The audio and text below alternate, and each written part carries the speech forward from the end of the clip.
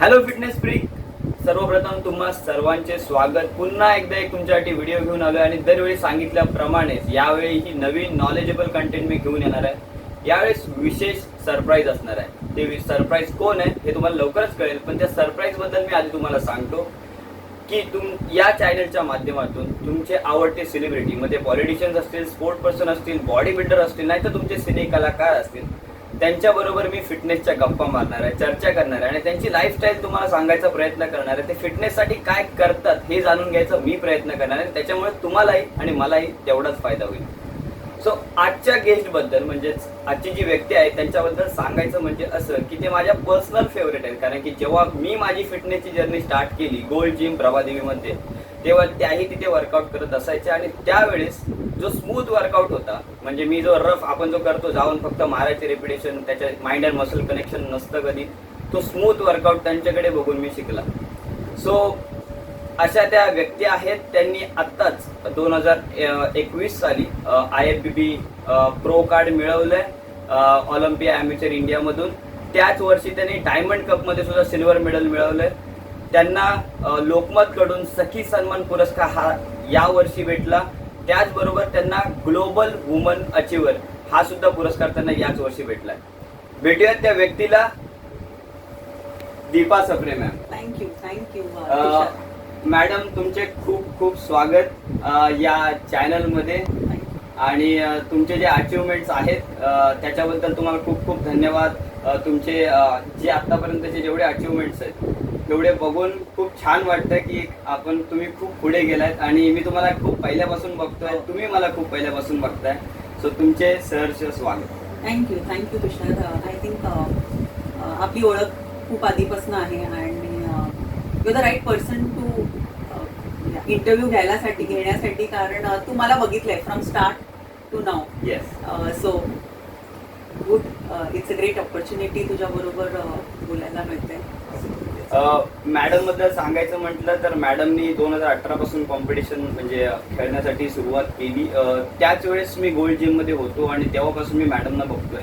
तेव्हा जे स्टार्टिंग होती मॅडमची. आणि मॅडम आत्ता एक कोच आहेत, न्यूट्रिशनिस्ट आहेत. 2018 पासून ते काम करतायत, फ्रीलॅन्स करतात ते.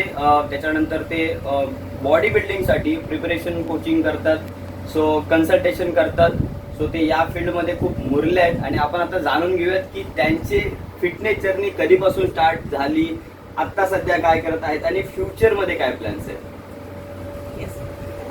तुषार, स्टार्ट म्हणजे मी आधीपासून स्पोर्ट्समध्ये होते, स्कूलपासूनच. सो बास्केटबॉलमध्ये मी नॅशनल लेवलपर्यंत खेळले आहे, स्कूल लेवलला. मग युनिव्हर्सिटीसाठी खेळले आणि देन आफ्टर दॅट कुठेतरी तो स्पोर्ट्स थोडा निघून जातो, कारण फोकस चेंज होतो टुवर्ड्स जॉब आणि स्टडीज.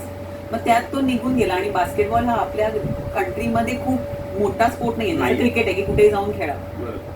सो तो निघून गेला. पण माझा बॅकग्राऊंड न्यूट्रिशनमध्ये असल्यामुळे माझा जॉब स्टार्ट झाला जिममध्ये आणि तिथे तो मी फिटनेस ट्रेनरचा कोर्स केला गोल्ड जिममध्येच.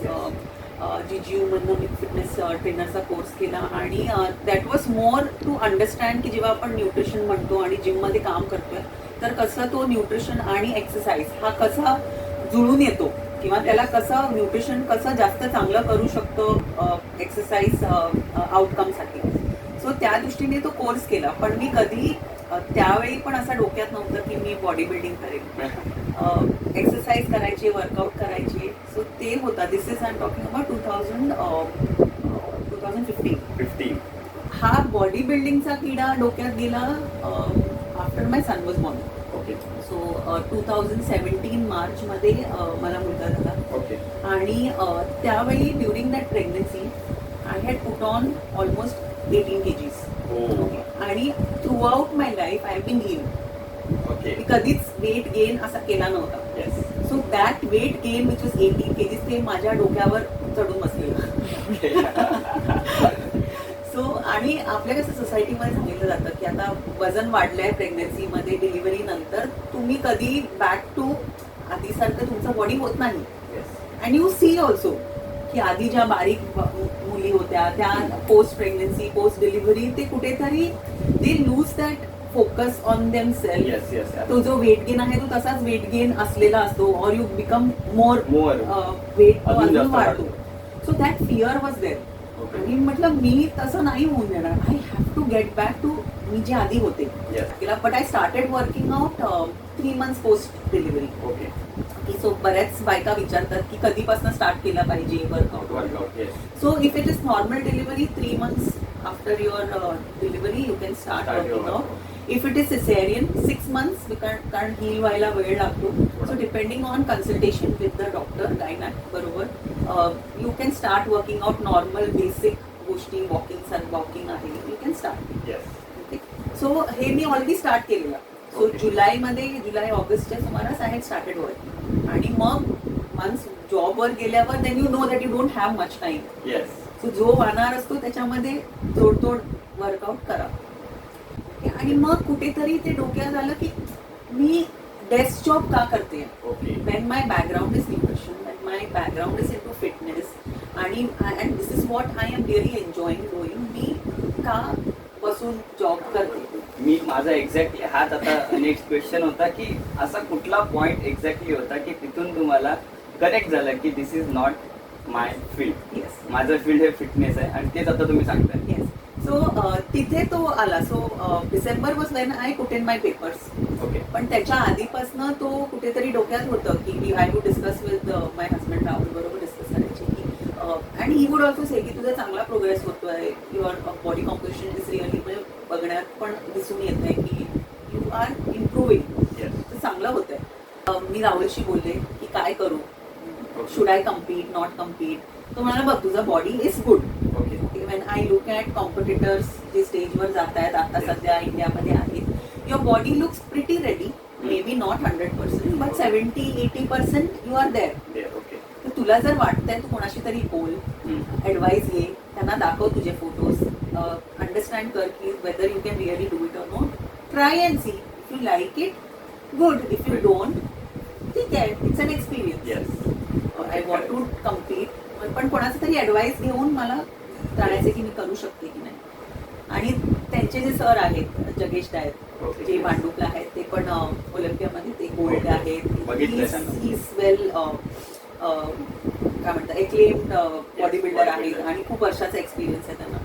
सो त्यांच्याशी भेट झाली आणि त्यांनी मला बघितलं, फोटोज वगैरे बघितलं आणि ते एकदम कूल, म्हणजे चेहऱ्यावर काही हावभाव नसतो.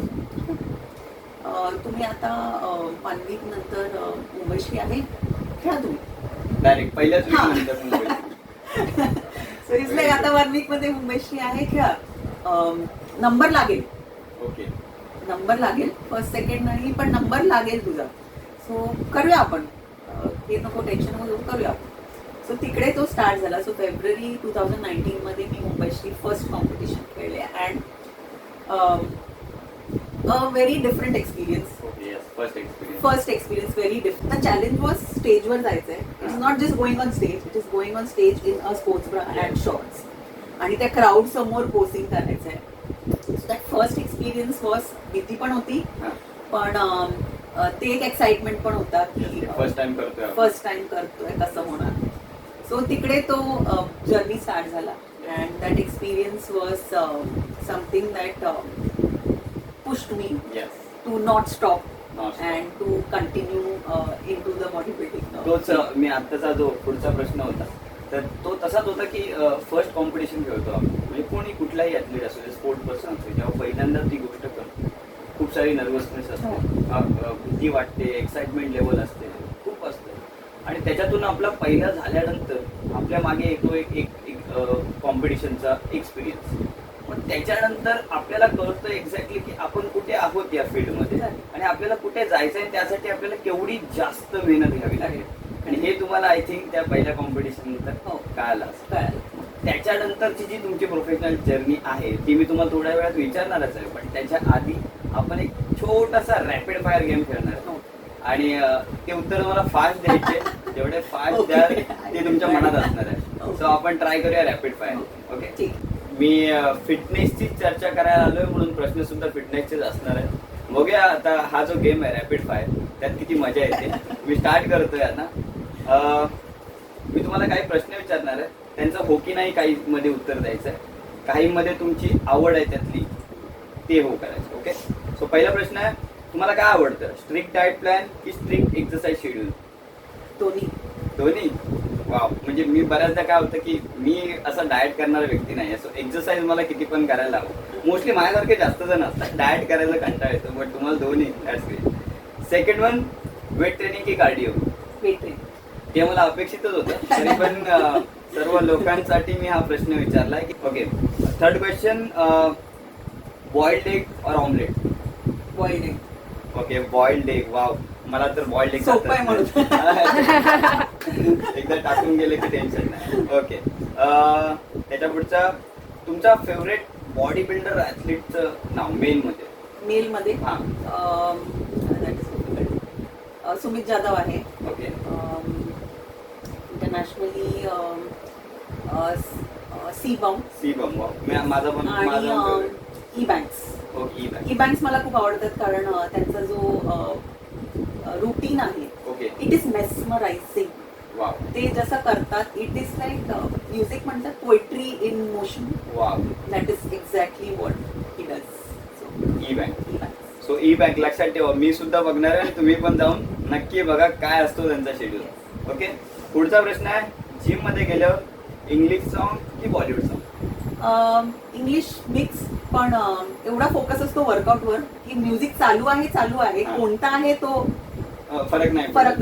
येस, म्हणजे असं. वर्कआउट एकदा चालू झाला की गाणं चालू राहिलंय, हा. कुठलं चाललंय आणि कुठल्या सॉंग वर आलोय, हा. काही फरक काही पडत. फरक. ओके, नेक्स्ट इज स्कॉट की डेडलिफ्ट?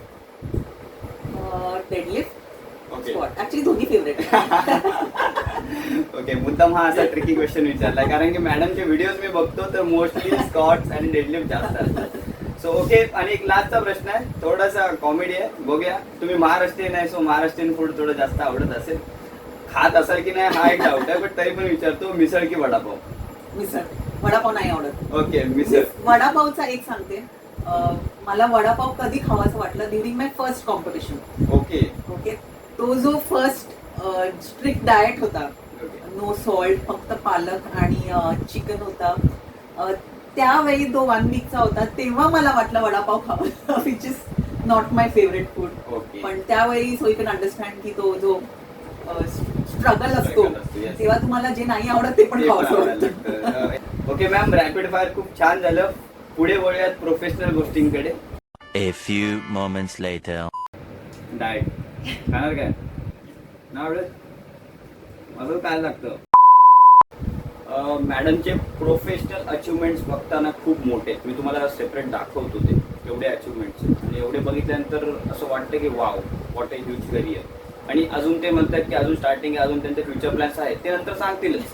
पण त्याच्या आधी मला जाणून घ्यायचं आहे की जेव्हा तुम्ही फर्स्ट कॉम्पिटिशन 2019ला जेव्हा तुम्हाला प्रो कार्ड भेटलं, प्रिस्टिजियस, खूप मानाचं जे आहे ते भेटल्यानंतर एक्झॅक्टली काय फिलिंग होती?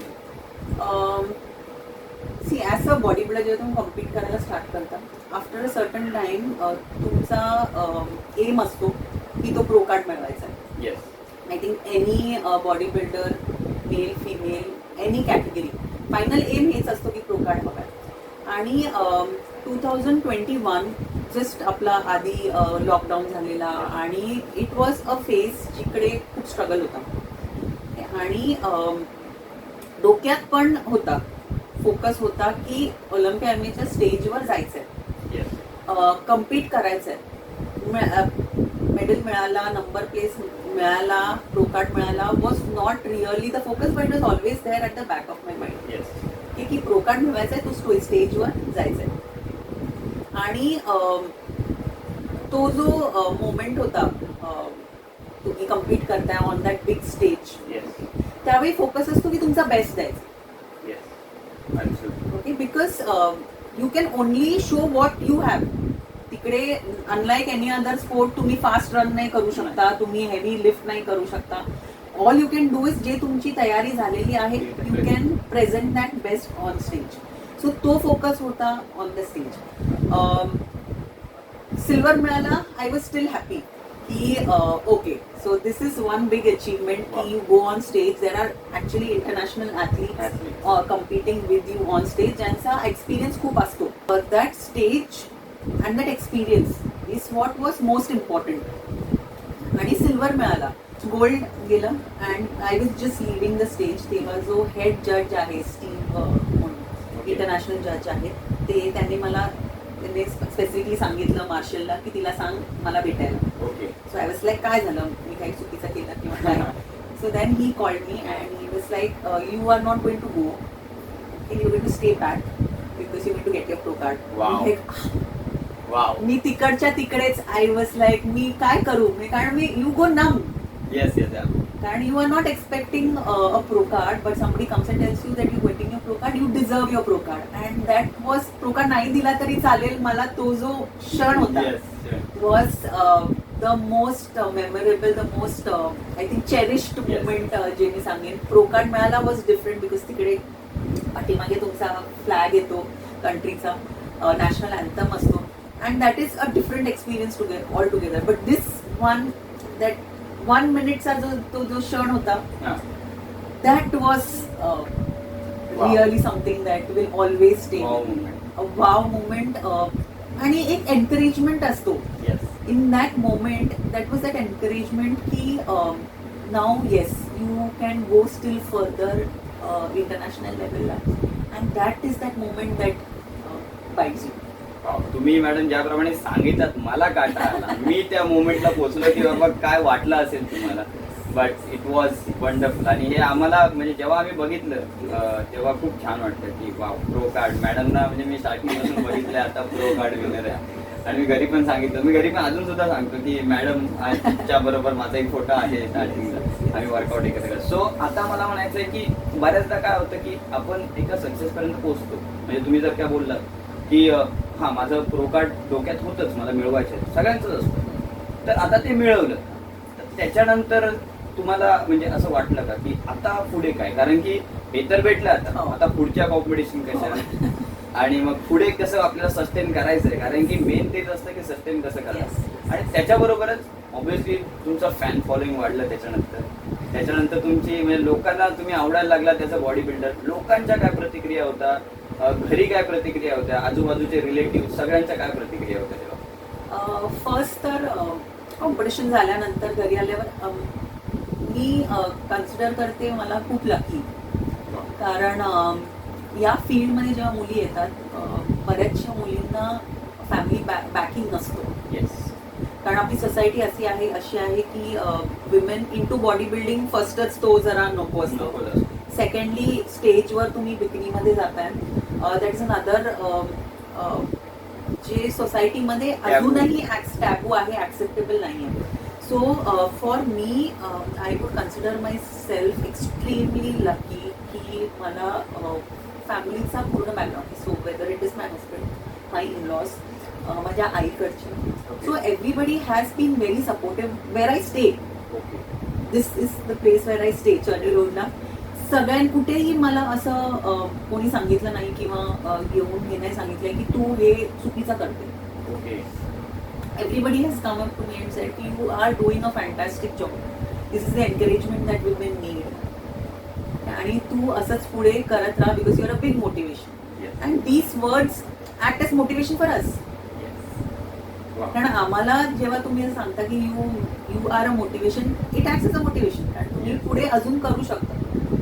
So that is a big backing. बाकी मुलीला काय हवंय, Wien you married what do you want? Yes, backing. तेव्हा तुम्ही शांतपणे जाऊन तुम्हाला जे आवडतंय ते तुम्ही करू शकता. Yes. So extremely lucky and thank God. माझं तर म्हणणं असं आहे, याच्यावरून मी पण इमोशनल झालोय. पण माझं म्हणणं असं आहे की मुलींना फक्त बॅकिंग जर भेटली ना तर ते सगळे काय करू शकतात. तर त्यांना त्यांच्या मेन म्हणजे घरातून जर काय त्या लेवलची बॅकिंग भेटली तर आपण उदाहरण बघत राहणार. ओके मॅडम, पुढचा प्रश्न सर्वात डिफिकल्ट आहे आणि हे सगळ्यांना कळावं, सगळ्या लोकांना जे बघतील हे व्हिडिओज त्यांना कळावं की how difficult this field is. केवढा अवघड आहे. सी बॉडी बिल्डिंग हे इज अ स्पोर्ट. येस.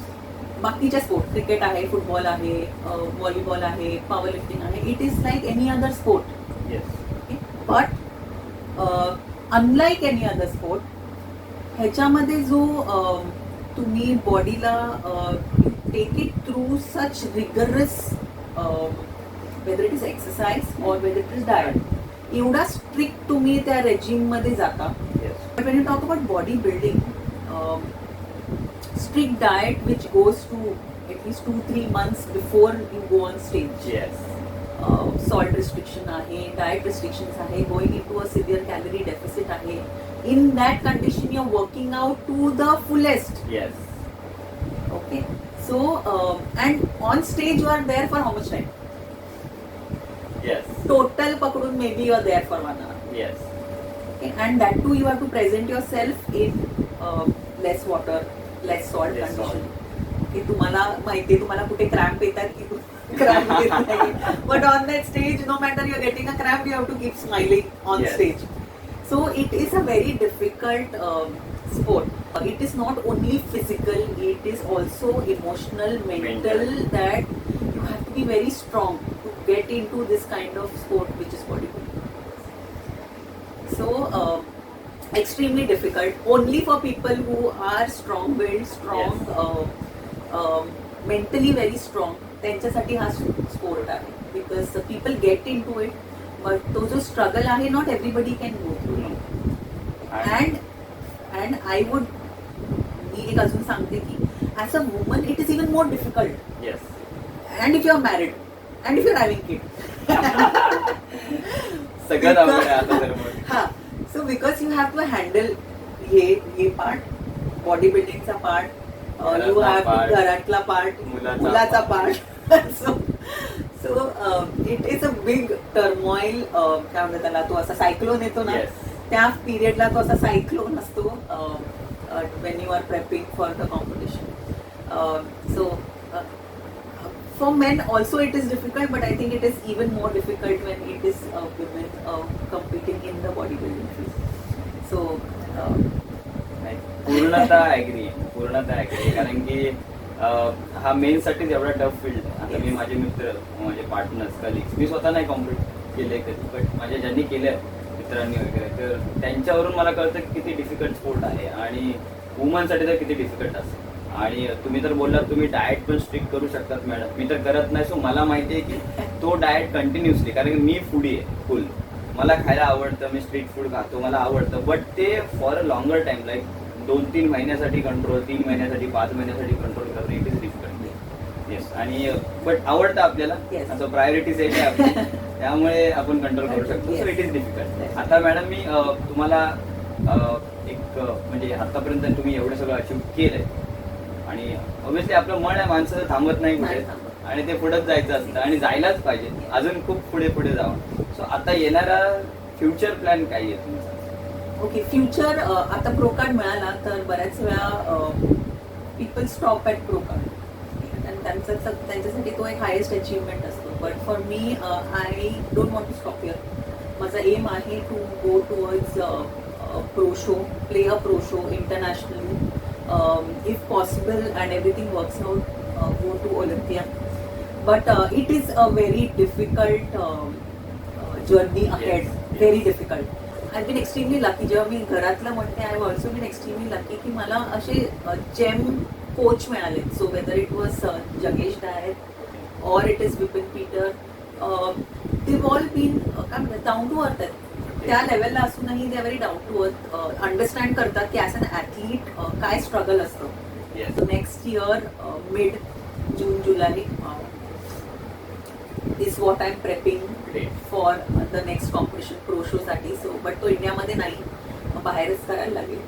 जर इंडियामध्ये अगेन नेक्स्ट इयर ऑक्टोबर नोव्हेंबरमध्ये होतोय pro show, and if my category is there, I definitely request Sheru sir please माझी कॅटेगरी ठेवा. कारण हो, he also has to decide which category to keep. He has his own challenges at his end. I can understand, but please माझी category ठेवा. पोहोचू आपण त्यांच्यापर्यंत. So yes. So मॅडमना येणाऱ्या त्यांचे जे फ्युचर प्लॅन्स आहेत ऐकल्यानंतर असंच वाटतं की त्यांना खूप खूप शुभेच्छा देऊयात आणि आमच्या सर्वांचं आणि माझ्या बरोबर जेवढे तुम्हाला फॉलो करतात येणाऱ्या काळात तुमचे अजून खूप खूप जास्त फॅन फॉलोईंग असणारच आहे आणि त्यांच्या सगळ्याच्या वतीनं तुम्ही तुमचं गोल मिळवावं हीच आमच्या सर्वांची सदिच्छा आहे. थँक्यू. मी लास्टला जाता जाताना एक शेवटचा प्रश्न विचारतो, कारण की तो प्रश्न महत्त्वाचा आहे. माझ्या चॅनलचा उद्देशच आहे की मला लोकांपर्यंत फिटनेस पोहोचवायचे. सो मला खास करून तुम्ही लोकांसाठी काय सजेशन द्याल? फिटनेससाठी नॉर्मल काय करू शकता? आणि स्पेशली आतापर्यंत मुलींना सांगितलं, बट एकदम छोट्या स्वरूपात मुलींना ज्यांना कॉम्पिटिशन नाही खेळायचं, नॉर्मल फिटनेस हवी आहे. आता तुम्ही तर एवढे एक्झाम्पल दिलेत की तुम्ही आफ्टर प्रेग्नन्सी, आफ्टर मुलानंतर सुद्धा तुम्ही प्रो कार्ड मिळवलं, ह्याच्यापेक्षा अजून काही इन्स्पिरेशन असू शकत नाहीये. बट तरी पण नॉर्मल फिटनेससाठी सगळ्या लोकांना, स्पेशली मुलींना काय सांगा? वर्कआउट आणि डाएट हे दोन्ही इम्पॉर्टंट आहे. येस. वर्कआउटमध्ये वेट ट्रेनिंग आणि कार्डिओ हे दोन्ही करायचे आहेत. सोपं वाटतं कार्डिओ, कारण मी बऱ्याचशा मुलींना बघते जिममध्ये येतात, रोज येत आहेत, फक्त कार्डिओ करतायत, ट्रेडमिल करतायत, इलेक्ट्रिकल करतायत, सायकल करतायत, जातात. But if you want to have a long term weight loss, weight training is what you have to do. फक्त वेट लॉस साठी नाही, पण ॲज अ बॉडी, वुमेनच्या बॉडीसाठी मसल मास हे खूप गरजेचं आहे. It keeps you fitter, tone, less body fat percentage, you look better. कोणाला टोन बॉडी नको आहे? नको सगळ्यांना सगळ्यांनाच हवं. So you want a tone body, weight training is what you have to do. Strong बोनसाठी weight training is important. You want flat tummy even after pregnancy, weight training is what you have to do. So हे सगळ्या गोष्टींसाठी weight training is very important. So don't skip weight training. Initially difficult असतं, pain होतो, हे असतं, सोडण्यास असतं, मुली घाबरतात त्या पेनला. But it is just that initial period, 1 month पकडा maximum, for your body to get adjusted. After that it is going to be easier and you'll actually love weight training. कारण तो जो फिलिंग येतो after weight training and you see your body changing, that is important and that is what will motivate you to continue weight training. So weight training, cardio in combination. Diet is important, कारण weight किती gym केला तरी 80% जो result दिसतो is from the diet. So don't skip the diet. Change करायला लागेल. तुम्ही म्हणाल मी जे खाणार आहे तेच खाणार आणि मला वेट लॉस पण हवा आहे, मला छान बॉडी पण हवी आहे, तर नाही पॉसिबल ना. येस, नाही possible. You will have to change. Change हे डिफिकल्ट असतो इनिशियल. मी नेहमी सांगते, माझ्या क्लायंटला पण सांगते, चेंज करायला लागणार. जे आपण करत आलोय त्याचा चेंज केला तरच डिफरन्स बॉडीमध्ये पण दिसणार. तेच करत राहिला तर कसं चेंज होणार? So change will, you have to change. It will be difficult initially. 1 month, 2 months, 3 months. Give yourself 3 months for your body, for yourself to adjust to that change. 3 months मध्ये तर रिझल्ट दिसूनच येणार. Then you don't want to stop. Yes. But that first 3 months, don't quit. It will be difficult. I'm not saying it's going to be easy. It is going to be difficult. Yes. But push yourself. After that, life is much more simple. So असं आहे. So कुठलीही fitness journey start करताय, मॅडमने सांगितल्याप्रमाणे change असतो हा खूप difficult असतो, पण तो चेंज एकदा तुम्ही स्टार्ट केलात आणि तुम्हाला जेव्हा रिझल्ट दिसायला स्टार्ट होतील त्याच्यानंतर मात्र तुम्हाला ती गोष्ट खूप आवडायला लागेल. मग ती वेट ट्रेनिंग असेल, नाही तर तुम्ही जो करणारा डाएट असेल, तो डाएटची सुद्धा तुम्हाला सवय होईल आणि तुम्हाला मजा येईल करताना. सो आज खरंच मॅडम भेटून छान वाटलं. ही माझी पहिली इंटरव्ह्यू आहे आणि तुम्हाला येणाऱ्या फ्युचरसाठी खूप खूप शुभेच्छा. थँक्यू. आणि आपण पुन्हा एकदा वर्कआउट व्हिडिओच्या माध्यमातून सुद्धा लवकरच भेटू. Definitely, definitely. खूप खूप धन्यवाद मॅम. खूप छान वाटलं मला या व्हिडिओसाठी आणि तुमचा तुम्ही अमूल्य वेळ माझ्यासाठी दिला त्याबद्दल सुद्धा थँक्यू. Any time. थँक्यू. माझ्या पासून तू स्टार्ट केला, so the interview part. So I think I am honoured. So all the best to you also. I have seen you also working hard, changing from being just a trainer to an educator. Yes, thank you. Yeah, so all the best to you. Yes yes. So तुमची सर्वांची पुन्हा एकदा रजा घेतो आणि पुढच्या व्हिडिओमध्ये अजून कोण भेटतंय, किती नॉलेज तुम्हाला देता येईल याचाच मी प्रयत्न करेल. तोपर्यंत मॅडम आणि माझ्याकडून तुम्हा सर्वांना